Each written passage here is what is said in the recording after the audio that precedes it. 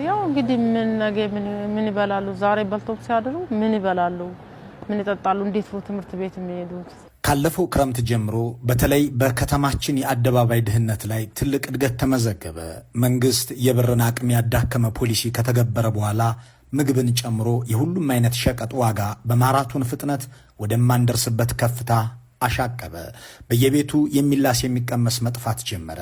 እኔና መሰል ሙያ ያለን መሐንዲሶች ለወትሮው የተሻለ ክፍያ የምናገኝ ነበርን።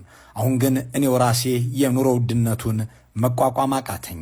የሥራ ባልደረቦችም እንደኔው ምኑን ከምኑ አያይዘው ይህንን ክፉ ቀን እንደሚያሳልፉ ሲቸገሩ ተመለከትኳቸው። ከቤት በባዶ ሆድ ወጥቶ ቁርስ የበላ መስሎ ምሳን በኩራት ሸፍኖ የሚያልፈው የመንግስት ሰራተኛ በተለይ ከባለፈው ዓመት ወዲህ ሕይወቱ ተመሰቃቀለ፣ ቁጥሩም ጨመረ። አንዳንዱም የልመና ጎራውን በግላጭ ተቀላቀለ። ሰርቶ ቤተሰቡን መደጎም ቢያቅተው በትርፍ ሰዓቱ ለምኖ ልጆቹን ማብላትን መተዳደሪያው አደረገ።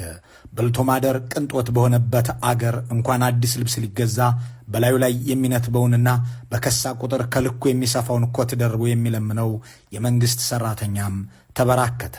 በየቀኑ ልብ ሰባሪ ልመና እየታዘብኩ ከከረምኩ በኋላ በአንዱ ቀን በመንገድ እያለፍኩ በቅርብ የማውቀውና በአንድ መስሪያ ቤት ውስጥ የመምሪያ ኃላፊ የሆነ ሰው በነተበ ልብስ ለልመና አደባባይ ወጥቶ አየሁት። መጀመሪያ የተሳሳትኩ መስሎኝ ነበር። ዓይኔን በሁለት እጆች የጠራርጌ እንደገና ዞሬ አየሁት። አልተሳሳትኩም፣ የመምሪያ ኃላፊው ነው። ኦ አምላኬ ብዬ አፌን በሁለት እጆች ሸፍኜ መሃል መንገድ ላይ ቆሜ ቀረሁ።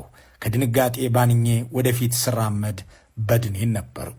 ይህንን ገለጻ የኢትዮ ፎረም ተባባሪ የሆነችው ኢንጂነር መቅደስ ከአዲስ አበባ ልካለን ከዚህ በፊት ኢንጂነሯና ለማኙ ኃላፊ በሚል ርዕስ ወደ እናንተው አድርሰነው ከነበረው ዝግጅት የቀነጨብ ነው።